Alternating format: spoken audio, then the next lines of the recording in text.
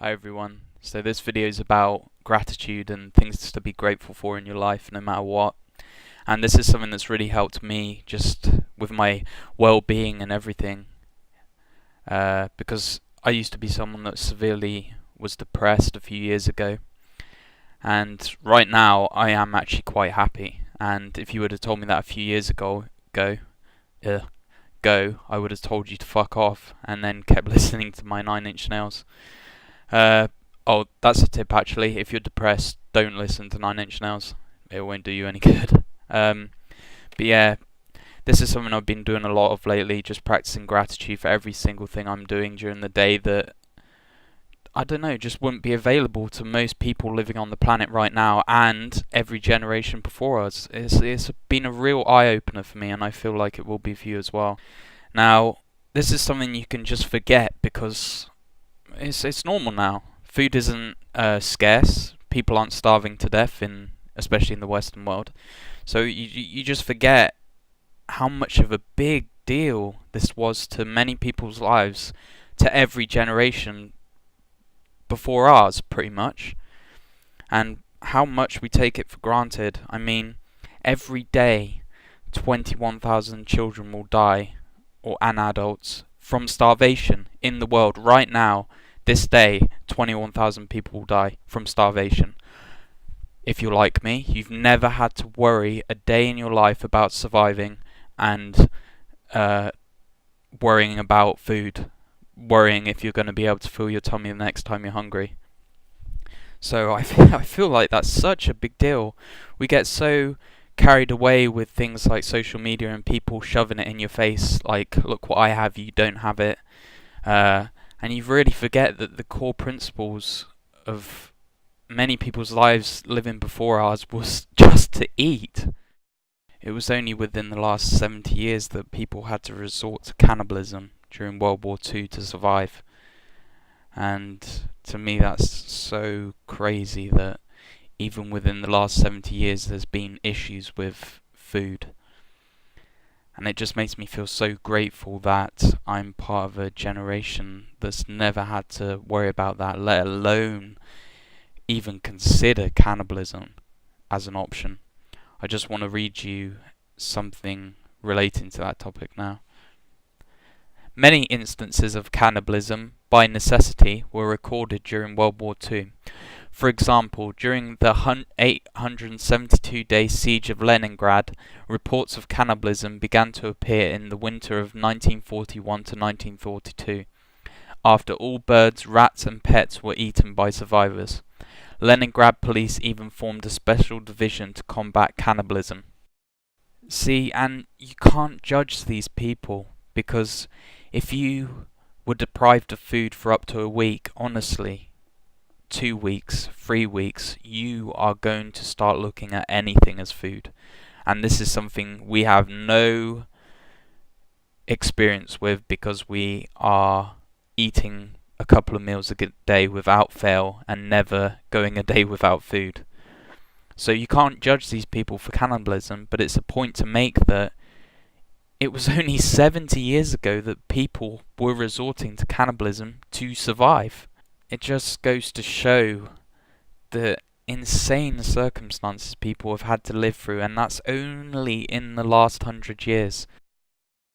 And not only do you live without having to worry about if you're going to be able to fill your tummy the next time you're hungry, the diet you're eating right now, even 100 years ago, would have been considered royalty.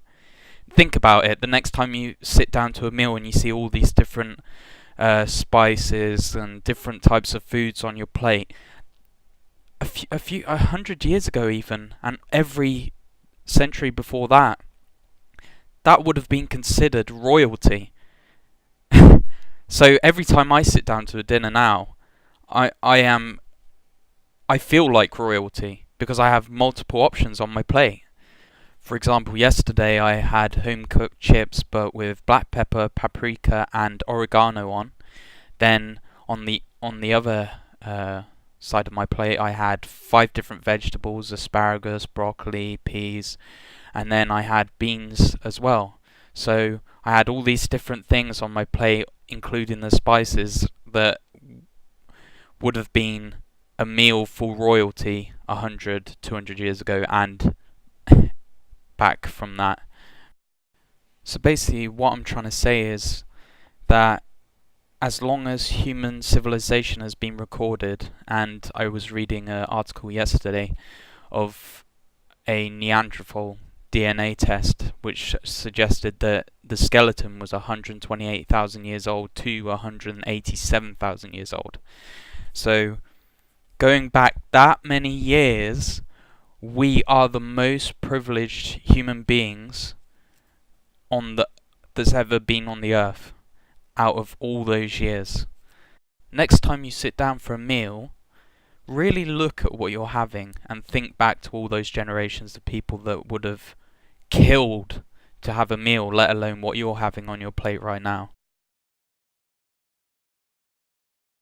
This video was originally meant to be a 5-point video of different things I felt we should definitely be grateful for in our lives, and I'll quickly just summarize them here.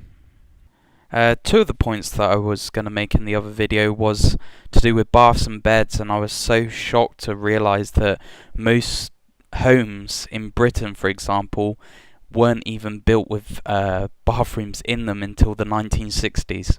So that's within the last 50 years that we have had that luxury of having a hot bath in the house.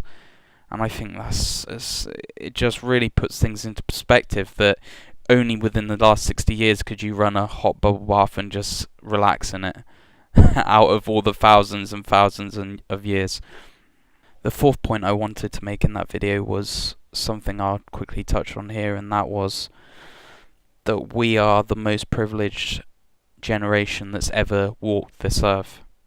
And that is going 10, 20, 30, 40, 50 and so on, thousands of years of generations of people that have had nothing even remotely close to the level of luxuries we have now.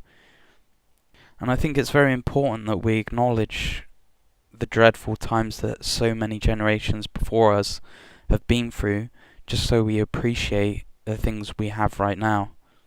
The fifth and final point I was going to make in my video was about war, and how my generation have not had to been obliged to go to war, unlike the centuries and centuries of young men that would have had to have gone to war. There was no choice. And hearing from, for example, my grandma, of the people in her family that had gone to war and come back, they just don't really recover, and many of them were in prisoner of war camps. They come back incredibly skinny, ill looking, and they just can't speak, for example. I've never had to go through that, so that's something to be grateful for. You can keep going like this through all the generations, seeing all the horrible things they've had to endure, and realise that I've never had to participate in any of them. But basically the final message of this video is that you're part of a generation that is the most privileged that has ever walked the earth so far. And just some examples in this video just give you something to think about, and when you keep thinking about this day in and day out, you really do appreciate everything on a whole new level.